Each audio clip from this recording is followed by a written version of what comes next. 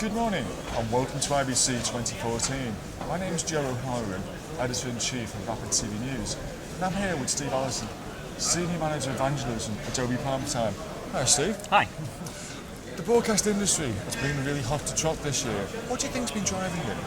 So, probably three areas that's really driving it. I mean, this industry sees change every single year. There's always something new.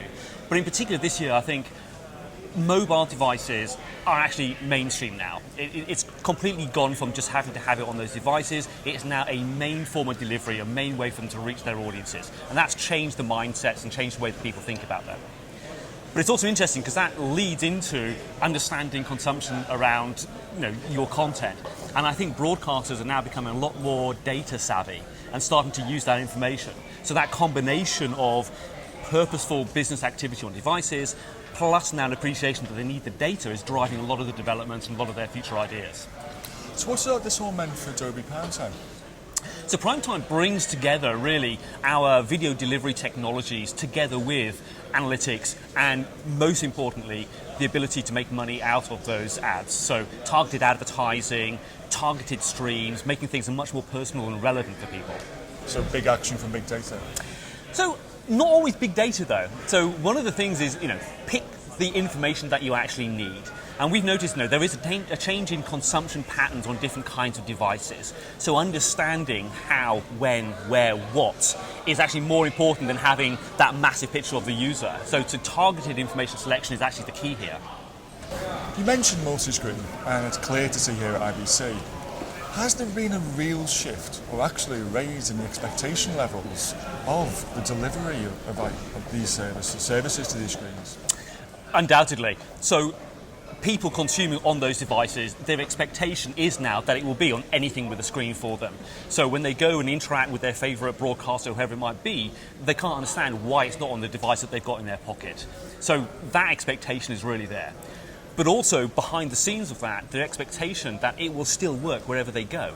So if they walk out of their house from their home Wi-Fi, it should seamlessly switch into the 3G network or something like that. So the expectations of the users are actually putting quite a technical challenge on the broadcasters. I guess that all makes quality of experience essential. What's Adobe doing in this area? So we've built QoS, quality of experience, right down into the actual player level itself. So our players in Primetime have a 10-second heartbeat, which allows us to understand that experience that they're having. Buffers, bit rates, errors, latency, all of those things. And the real-time nature of that is actually really cool, because if you don't know right now, then you can't do anything about it. There's no point in having historical reports here. This is people who are going to change their viewing habits, watch something else, go to somewhere else, and you don't want to lose those eyeballs. So real-time data becomes a really crucial part of the player element. You've got all this content, but how do you monetize it? Where's the business? Is it from ad insertion, things like that? There are still the two traditional ways of making money, subscription services or ad-funded. Ad-funded is still a very popular way of doing it because it's a well-understood medium from the television. What's changing now is that is getting much more intelligent. So the ability to stitch ads into a stream so that you get that television-like experience without any of the buffering or anything else becomes really important. But again, going back to my point about data, you need the data to understand who that person is so that ad becomes relevant to the people. So it's that combination of real-time insertion together with the data that's actually driving that decision. And the client base getting on board with this idea? Yeah, absolutely. Absolutely. So we're seeing a big shift now with broadcasters wanting to understand who the people are, what they're doing, so that they can make a much more relevant selection for adverts or for recommendations or whatever it might be.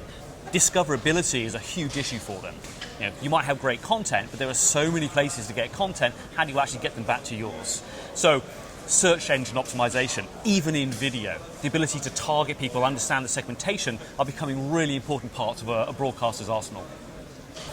We'll just explain there, Steve, some really great monetization paths for TV everywhere, or TV anywhere, as the marketeers call it. Where does it stop now, even like in the 4K environments? So 4K actually brings wonderful new opportunities. There are now devices out there with an insane resolution. So quality matters. Quality equals brand, so it's very important to the broadcasters. There are challenges, obviously. Obviously there's the bitrate challenge. How can you get enough pixels down the line actually to make that picture?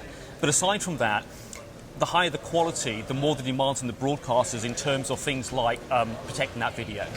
So for the devices, it means that you need root of trust DRM on the actual device itself. Now, with Primetime, we've done that. So we work with Broadcom and Intel and AMD to actually put the DRM system on the chip, and that enables them to receive that 4K content, that high-quality content, because they can prove the security of it and therefore start to build their business around it.